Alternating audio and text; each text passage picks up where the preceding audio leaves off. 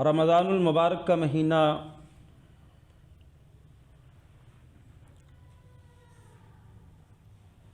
بالکل قریب ہے، اور یہ اللہ رب العالمین کا ہم سب پر بہت بڑا احسان ہے کہ جو اتنے قیمتی ایام ہم کو عطا کرتا ہے۔ انسان بھولنے والا ہے، بھول جاتا ہے، وقت گزرنے کے ساتھ ساتھ اللہ رب العالمین سے دوریاں بڑھتی چلی جاتی ہیں، اور وہ رب، یہ اوپر والا میں اسپیکر چل رہا ہے، یہ بند کر دیں۔ اور جب دوریاں بڑھ جاتی ہیں، وہ رب جو 70 ماؤں سے زیادہ پیار کرتا ہے اپنے بندے سے، وہ اپنے بندے کے لیے خصوصی پیکج اناؤنس کرتا ہے۔ اس کو پتہ ہے کہ میرے بندے کے دل کے اندر ثواب کا لالچ بھی ہے، جہاں ڈر ہے، خوف ہے، یہ ساری باتیں اپنی جگہ پہ، اللہ سے محبت اپنی جگہ پہ، لیکن وہ جانتا ہے دلوں کو کہ میرے بندے کے دل میں ثواب کا لالچ بھی ہے۔ پھر وہ ثواب کا لالچ دے دے کے، وہ جو 70 ماؤں سے زیادہ پیار کرتا ہے نا، وہ ثواب کا لالچ دے دے کے اپنے بندے کو اپنے قریب کرتا ہے۔ وہ پکارتا ہے اپنے بندے کو کہ لوٹا لوٹا، واپس آ جا، میں تیرا رب 70 ماؤں سے زیادہ پیار کرنے والا، کوئی بات نہیں تو دور چلا گیا، تو بگڑ گیا، بغیر کا شکار ہو گیا، غلطیاں ہو گئی، گناہ ہو گئے، اب میں ایک خصوصی پیکج دے رہا ہوں، اگر تو اب بھی نہ لوٹا تو کبھی نہیں لوٹے گا، اگر اب بھی نہ لوٹا تو کبھی نہیں لوٹے گا۔ پھر ثواب کے لالچ کہ بندے دیکھ، میں نے تیرے لیے روزہ رکھا ہے، تو مجھ سے محبت کرتا ہے، میری محبت میں بھوک کاٹ، اور یہ اتنا بڑا عمل کہ اس کا ثواب فرشتے نہیں لکھیں گے، میں ان کو روک دوں گا کہ میرے بندے کی میری محبت میں، میری چاہت میں، ثواب کے لیے یہ جو قربانی ہے، اس کا صلہ تم نہیں جانتے ہو، فرشتوں تم اس کا صلہ نہیں جانتے۔ الصوم لی وانا اجزی بہی، روزہ خاص میرے لیے ہے، اور تمہارے فرشتوں قلم عاجز ہیں اس کی جزا دینے کے لیے، میں اپنے بندے کو خصوصی جزا دوں گا۔ جب یہ پیکج خصوصی ہے تو جزائیں بھی تو خصوصی ہونی چاہیے۔ پھر اللہ خصوصی جزا دیتا ہے اپنے بندے کو، جہنم سے دوریاں اور جنت سے قربتیں مل جاتی ہیں۔ تو میرے بھائیوں، ہم نے وقت نکالنا ہے اللہ تعالیٰ کے لیے، کوئی لمبی چوڑی باتیں نہیں، کچھ تجاویز ہیں جو آپ کے سامنے آج رکھوں گا۔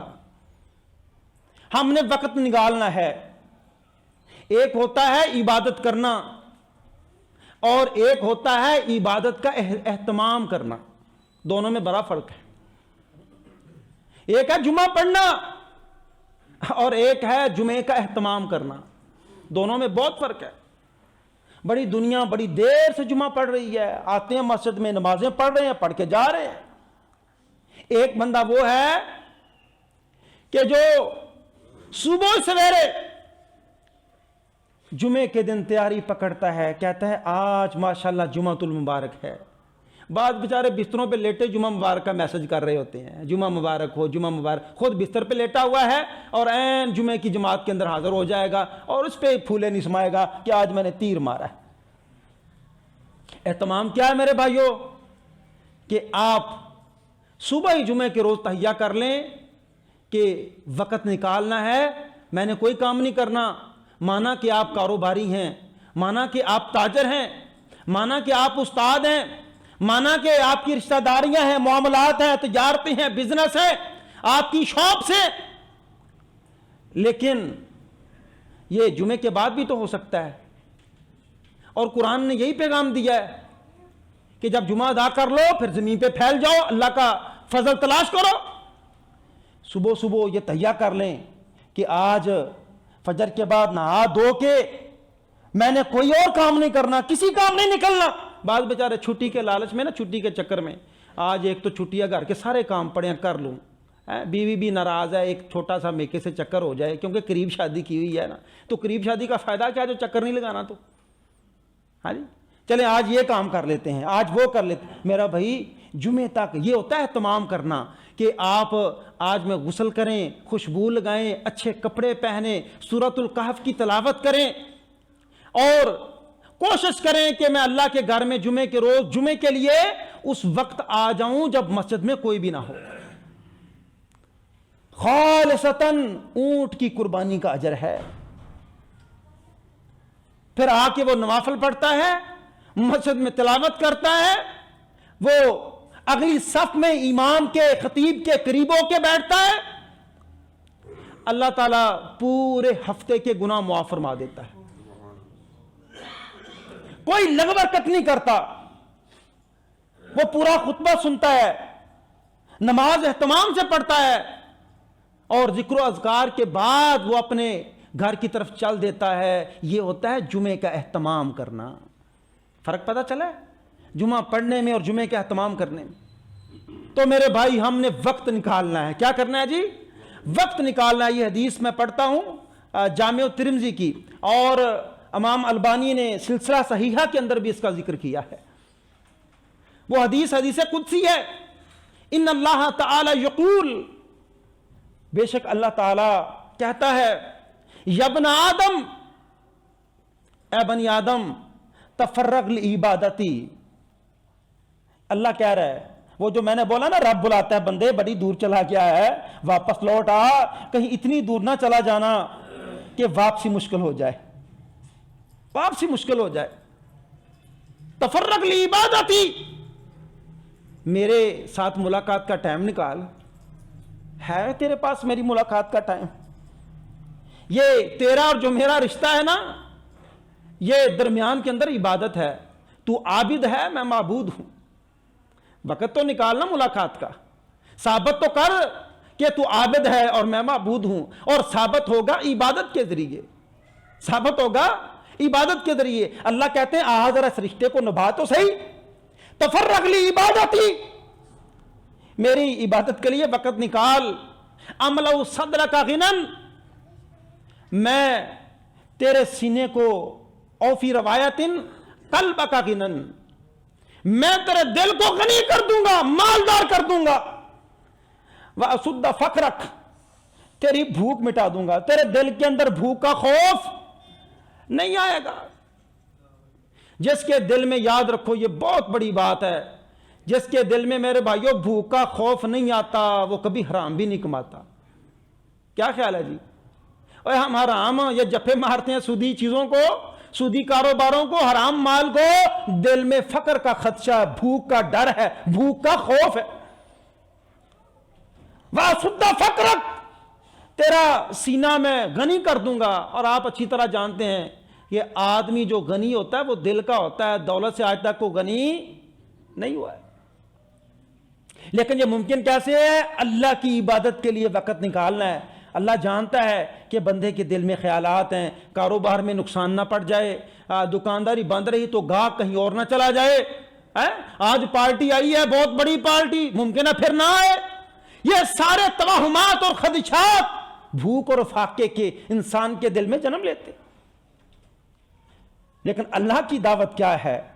اللہ کہتا ہے کہ تو اپنی روزی کا مالک نہیں ہے، میں اسد فقرک، تیری بھوک میں مٹا دوں گا۔ وَإِلَّا تَفْعَلْ مَلَأْتُ يَدَيْكَ شُغْلًا، اور اگر تیرے پاس وقت نہیں ہے نا میری عبادت کے اہتمام کے لیے، تو پھر میں تیرے ہاتھوں کو کاروبار کے اندر اتنا مصروف کر دوں گا، اتنا مصروف کر دوں گا، وَلَمْ أَسُدَّ فَقْرَكَ، تیری بھوک بھی نہیں مٹے گی۔ تو کاروبار کے لیے دن رات بھاگے گا، دن رات، تجھے پتہ بھی نہیں چلے گا کہ رمضان آیا تھا یا نہیں آیا تھا، تو بھاگेगा कारोबार के पीछे। और मैंने एक रवायत में पढ़ा था कि अगर तूने वक्त ना निकाला, अल्लाह कहता है मैं तेरी दोनों आंखों के दरमियान भूख रख दूंगा। उस भूख को मिटाने के लिए, उस फकर को मिटाने के लिए तू भागेगा भागेगा। और मेरे भाइयों, अल्लाह पसंद नहीं करता कि मेरा बंदा दौलत के पीछे इतना भागे कि मेरी तरफ पलटना मुश्किल हो जाए। ये अल्लाह नापसंद करता है। इसलिए अल्लाह कहता है तू वक़्त निकाल, कोई नहीं, ये खसारे होते रहते हैं, मैं खैरुर राज़िकीन हूं, रिज्क मैं देता हूं, तू वक़्त निकाल, अपना रिश्ता निभा, तेरे ऊपर फकर नहीं आने देता, तेरा दिल ही गनी हो जाएगा, तू थोड़े पे राजी हो जाएगा, तुझे परेशानी नहीं आएगी।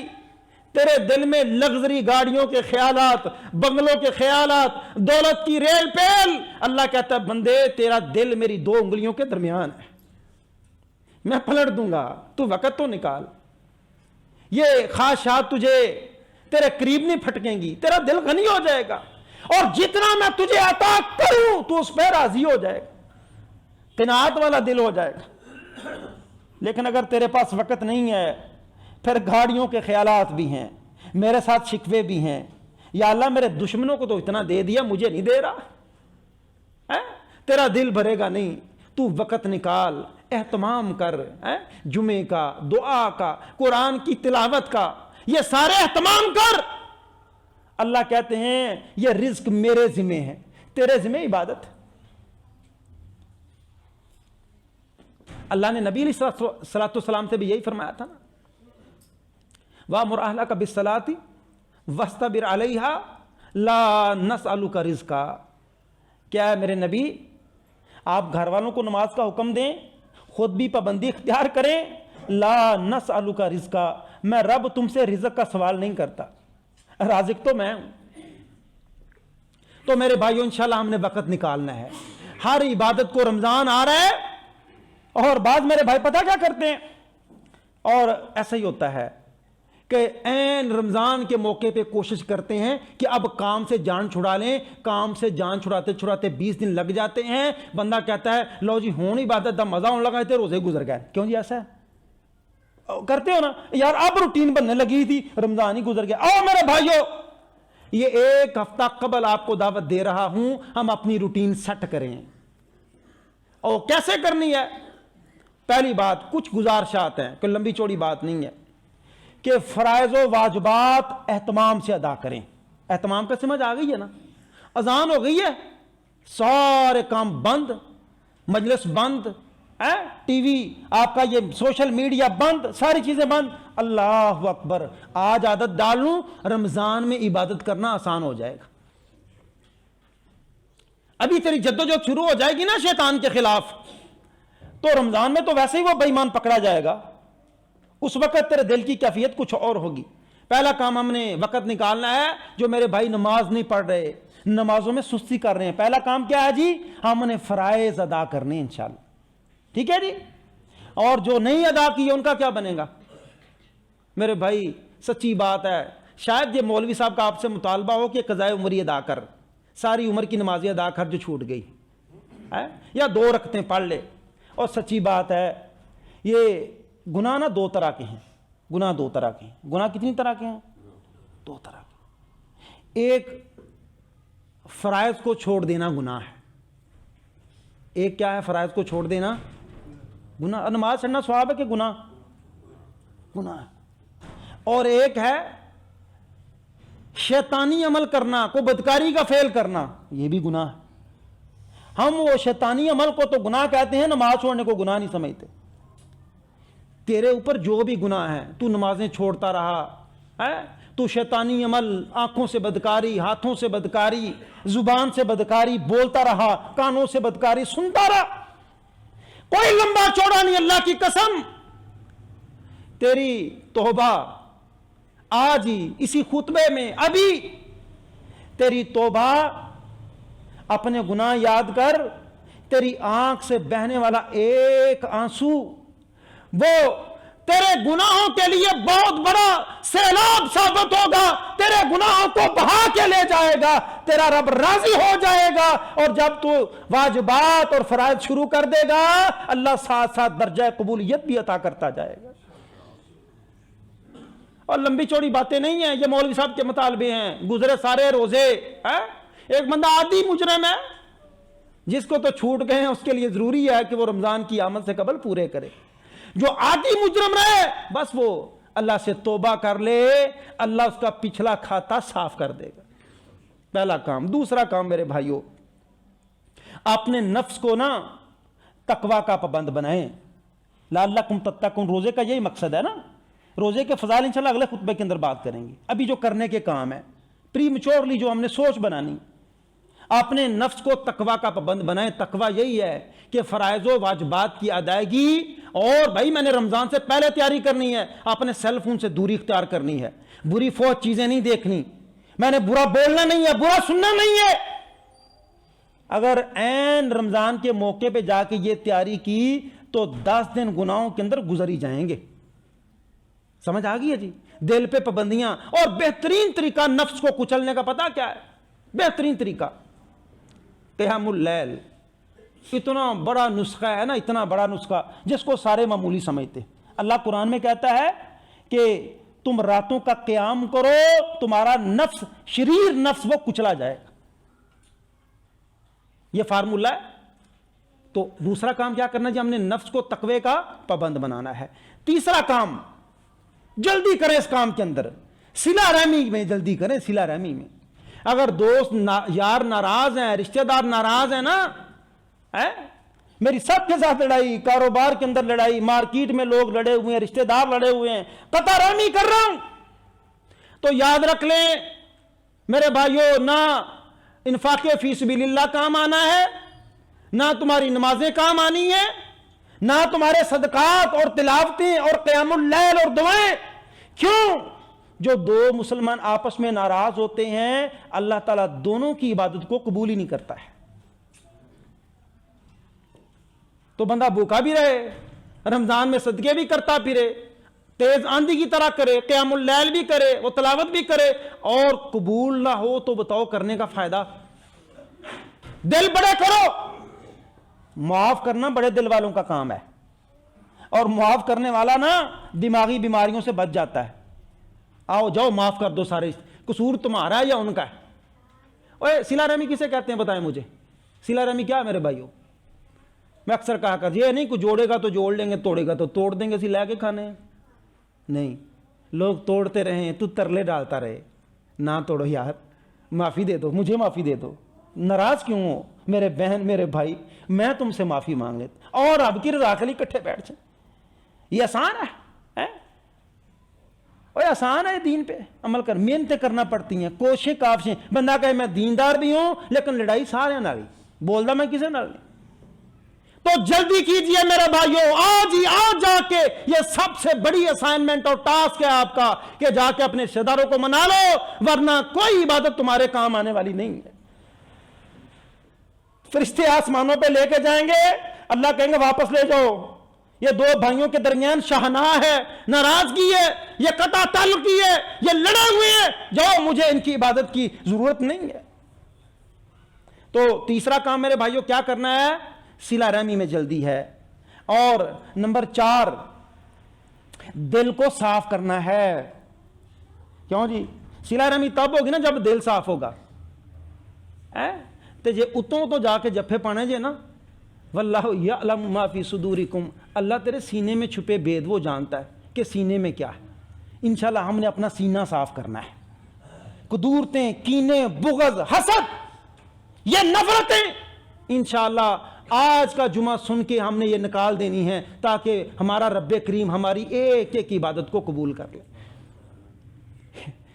اللہ کے نبی صلی اللہ علیہ وسلم بیٹھے ہوئے ہیں، مسند احمد کے اندر حدیث ہے، اور محدثین نے فرمایا ہے کہ یہ علی شرط صحیحین ہے، امام بخاری اور مسلم کی جو حدیث کی شرطیں ہیں نا یہ اس کے مطابق ہے۔ حضرت انس رضی اللہ تعالیٰ عنہ بیان فرماتے ہیں کہ ہم رسول اللہ صلی اللہ علیہ وسلم کے پاس تشریف فرما، ہم بیٹھے ہوئے ہیں اللہ کے نبی صلی اللہ علیہ وسلم کی مجلس کے اندر، آپ گفتگو فرما رہے ہیں، اور اللہ کے نبی صلی اللہ علیہ وسلم فرماتے ہیں ایک شخص ابھی آنے والا ہے اور وہ جنتی ہوگا. وہ کیا ہوگا جی؟ جنتی ہوگا. دیکھو تم اس طرف، سارے لوگ وہ دروازے کی طرف دیکھنا شروع ہو گئے. ایک ہاتھ میں جوتا پکڑا ہوا ہے اپنا. ایک حدیث کے الفاظ ہیں داڑھی وضو کیا اور داڑھی سے پانی کے قطرے ٹپک رہے ہیں. داڑھی سے پانی کے تو ساری داڑھی کون ایسی کری، داڑھی سے قطرے ٹپک رہے ہیں. تو آ کے بیٹھ گیا اللہ کے نبی صلی اللہ علیہ وسلم کی مجلس میں. اگلے دن پھر وہی معاملہ ہے، اللہ کے نبی صلی اللہ علیہ وسلم گفتگو فرما رہے ہیں. تو وہ اللہ کے نبی صلی اللہ علیہ وسلم گفتگو میں فرمایا ابھی ایک شخص آنے والا ہے وہ جنتی ہوگا. وہی سٹائل ہے، وہ مسکین آدمی ہاتھ میں جوتا پکڑا ہوا ہے، چہرے پہ وضو کے آثار، اور آ کے بیٹھ گیا. حتیٰ کہ تیسرے دن بھی یہی معاملہ ہوا. تو حضرت عبداللہ ابن عمر رضی اللہ تعالی عنہ کہتے ہیں میرے دل میں بڑا اشتیاق پیدا ہوا کہ بزبان رسول جنت کی بشارت ہے. پتہ نہیں زندگی میں اس نے کیا اعمال کرنے ہیں کیا نہیں کرنے، لیکن اعمال جیسے بھی کرنے ہیں بزبان رسول جنت کی بشارت مل گئی. میں پتہ تو کروں اس کے اعمال کیسے. کہتے ہیں کہ میں جب تیسرے دن آپ نے جنت کی خوشخبری دی تو میں نے اس شخص کے پیچھے ہو لیا. میں نے اس سے جا کے بات کی بھائی میرا کچھ معاملہ ہے اپنے گھر والوں کے ساتھ، تو میری ناراضگی ہے، میں نہیں جانا گھر، تو آپ مجھے 3 دن کے لیے مہمان بنا لیں. عربوں کا یہ کلچر تھا، چاہے وہ مسلم تھے یا نان مسلم، مہمان نواز بہت بڑے تھے، بہت بڑے مہمان نواز. جہاں اسلام نے ان کی برائیاں بیان کی ہیں نا، اسلام نے ان کی یہ خوبی بھی بیان کی ہے کہ وہ بڑے مہمان نواز تھے. اور وہ تو پھر صحابی تھے، مسلمان تھے. آج بھی بسم اللہ، کوئی بات نہیں، آپ رکیں میرے گھر، ٹھہریں، کوئی ایسی بات نہیں. تو ہم کیا کہتے ہیں، ہمارے دل تنگ ہیں، ہم اپنے نا انکمفرٹ ہونا نہیں چاہتے. اور بھائی آپ ہی گھر بڑے اکھاں سمیدہ، بال بڑے اوکھے سمجھے، انہوں میں کتنے رکھا، انہوں میں سیتے سمجھا آگے. اور قاری صاحب نے کوئی تالا کھولی، میں سیتے سمجھا چل کے. دل بڑے کرو یار، ایک رات کا مہمان ہے، 2-3 دن کا، آؤ جی چلے گئے، آؤ جی رہو. کہتے ہیں اب نا میں دیکھنے لگا یہ کون سا ایسا عمل کرتا ہے کہ اللہ کے نبی صلی اللہ علیہ وسلم اس کو جنت کی خوشخبری دیتی. کہتے ہیں میں لیٹ گیا اور جو اوپر کپڑا تھا لینے والا میں نے تھوڑا سا نا اس کو اٹھا کے رکھا کہ میں دیکھوں گا نا بھلا رات کو اٹھ کے اللہ کے سامنے روئے گا، تہجد پڑھے گا، تلاوت کرے گا، کیا کرے گا، میں دیکھتا ہوں. کہتے ہیں کیا ہوا تو کچھ نہیں، البتہ جب وہ رات کو کروٹ بدلتا تو کبھی اللہ اکبر، اللہ کی حمد و ثنا بیان کرتا جب بھی کروٹ بدلتا. صبح ہو جاتی، میرا یہ گمان تھا کہ تہجد کے وقت اٹھتا ہوگا، پچھلے پیر کوئی نہیں اٹھا. تو فجر کے وقت اٹھا، نماز پڑھی اور کام پہ چلا گیا. آیا تینوں رات کا یہی معمول. تو تیسرے دن چلا گیا، چنگا بھی پرانا تو چلے آئے. ہاں لیکن نا اصل میں میرا کوئی جھگڑا نہیں تھا گھر میں نے ایک ہیلا بنایا ہے آپ کے پاس رہنے کا. اللہ کے نبی صلی اللہ علیہ وسلم نے 3 دن مسلسل تجھے جنت کی خوشخبری دی ہے، تیرے لیے الفاظ تھے. تو میرے دل میں یہ تڑپ پیدا ہوئی میں جانوں تو صحیح کہ کیا وہ کام ہے جو کرتے ہو. تو میں نے تو کوئی خاص، میں نے اس کو کام کو حقیر جانا کہ کیا تو کچھ نہیں اس نے. تو کہتے ہیں بھائی کچھ نہیں، میں تمہارے سامنے 3 دن تم نے دیکھ لیا میں نے کیا کیا. تو کہتے ہیں کہ جب یہ چلے پیچھے سے آواز دی، اس صحابی نے پیچھے سے، ایک بات سنو، میرے اعمال تو معمولی ہیں لیکن البتہ بات یہ ہے کہ میں نے اپنے دل میں کبھی کسی کے خلاف حسد بغض اور کینہ نہیں رکھا ہے. دل صاف ہوتے ہیں ایسے، دل صاف.